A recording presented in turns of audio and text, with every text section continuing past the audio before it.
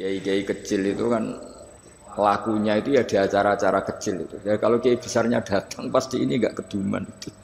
Jadi acara manakipan kok kiai besar datang wong jadi lakon itu benda ada acara gitu saja kok yang besar datang pasti jadi tidak laku itu.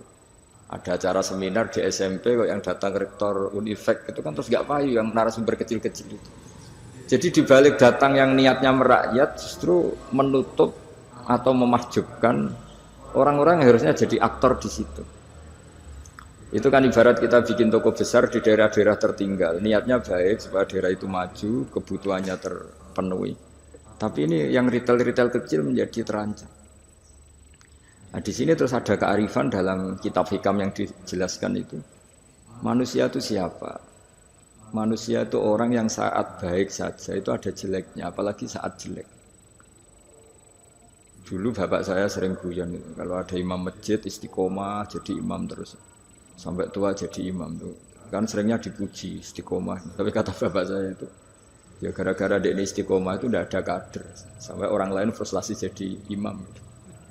Jadi di balik istiqomahnya ini sebetulnya memahjubkan sekian kader imam gitu. Karena terus orang lain jadi imam nggak berani gitu. Dan akhirnya nggak ada kaderisasi. Tapi misalnya dia pelintan juga tidak baik. Masa imam kok pelintan kadang hadir kadang enggak.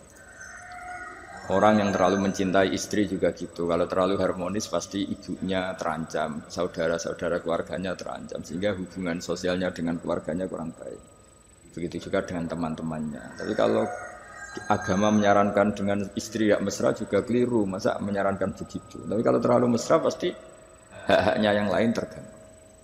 Nah ini yang disebut muhasabah. Muhasabah itu kata kitab hikam, kita harus mengevaluasi bahkan dalam hal-hal yang tadi, yang baik.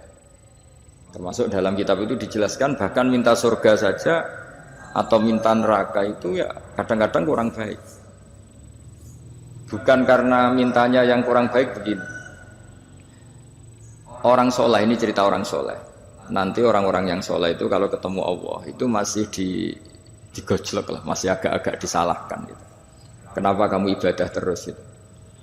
Gusti karena saya ingin masuk surga. Yang satu ditanya, kenapa kamu ibadah serius? Karena saya takut masuk neraka. Akhirnya Allah ngendikan masyhur itu dalam hadis. Laulam akhluk jannatan wala naron, alam akun ahlan an uto'a. Lalu andaikan saya tidak bikin surga atau neraka, lalu kamu tidak nyembah saya. Berarti kamu nyembah saya karena saya bikin surga, saya bikin neraka. Andaikan saya tidak bikin surga atau bikin neraka, berarti kamu tidak nyembah saya.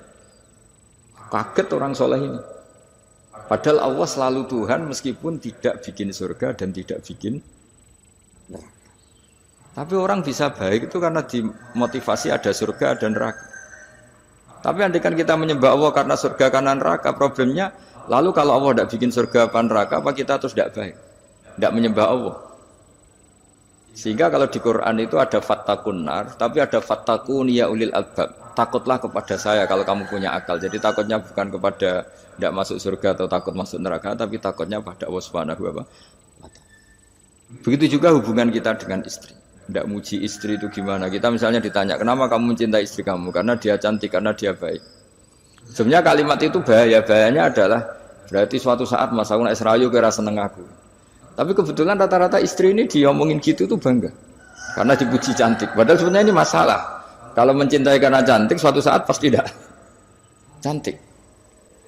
Artinya apa? Apapun pilihan kata kita sebenarnya ada banyak masalah. Karena tadi menurut kitab hikam manusia itu siapa? Orang yang saat baik saja itu ada jeleknya. Kalau kamu mencintai seseorang karena dia baik, berarti suatu saat kalau tidak baik kamu tidak cinta. Bukan karena kemanusiaan. Kalau kamu menyembah Allah karena surga, andaikan Allah tidak bikin surga, berarti kamu tidak menyembah Allah. Padahal enggak, kita menyembah Allah meskipun andaikan Allah tidak bikin surga, tidak bikin apa? Neraka. Nah, evaluasi-evaluasi seperti ini itu dibutuhkan muhasabah karena kita bernegara sampai sebaik ini itu barokahnya ilmu, barokahnya tawadhu. Tawadhu itu tidak pernah menvonis bahwa kelompok lain atau orang lain itu lebih baik ketimbang kita. Saya punya contoh. Saya punya santri, banyaklah cerita-cerita seperti ini yang tidak pati alim. Barokahnya ndak alim itu hidup di daerah-daerah tertinggal. Begitu juga di kampus lah. Gara-gara dia tidak kumplot mungkin atau mahasiswa biasa mungkin hidup di daerah-daerah tertinggal. Barokahnya apa? Karena hidup di daerah tertinggal. Semuanya dia itu pionir, heroik. Bikin masjid sendiri, nyari-nyari tanah sendiri. Ya sudah, akhirnya dia pendiri masjid. Begitu juga anak-anak mahasiswa yang di kampung-kampung tertinggal. Mungkin dia mengadakan pipanisasi dari gunung atau apalah bantu masyarakat yang semuanya dia serba pionir. Tapi kita yang mungkin elit, beberapa santri yang pinter mungkin karena juara tahfidz atau juara apa terus diumrohkan ke Mekah. Terus kalau ngaji di masjid mungkin ya disangoni pakai uang kas masjid.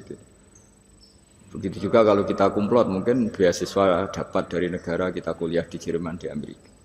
Nah nanti pertanyaannya ketika di akhirat itu bejo yang santri yang nggak pinter tadi, karena dia statusnya itu pendiri masjid, mengadakan masjid dari tidak ada menjadi ada. Sementara kita yang terhormat kadang-kadang hisabnya berat. Kamu ini kiai kok dapat salam template dari uang masjid. Jadi hubungan kita dengan ibadah itu mendapat, yang santri dapati pinterin memberi.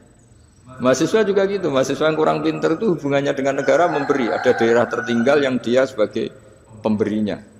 Pemberi itu artinya mengatur daerah situ yang tertinggal punya akses jalan barokahnya dia, punya mata air barokahnya dia. Kadang-kadang yang pinter hubungannya dengan negara mendapat. Nah di sini namanya muhasabah. Jadi ya tapi terus kita menyariatkan kalau gitu goblok saja Gus ya, jangan masa goblok disyariatkan. Tapi kalau andekan semuanya pinter tuh ya kacau. Dunia ini ya kacau. Karena hubungannya pasti inginnya mendapat, bukan memberi. Nah, barokahnya hal-hal seperti ini alhamdulillah di Indonesia TV-TV itu juga sering memberi penghormatan kepada orang-orang yang pionir di daerah-daerah tertinggal.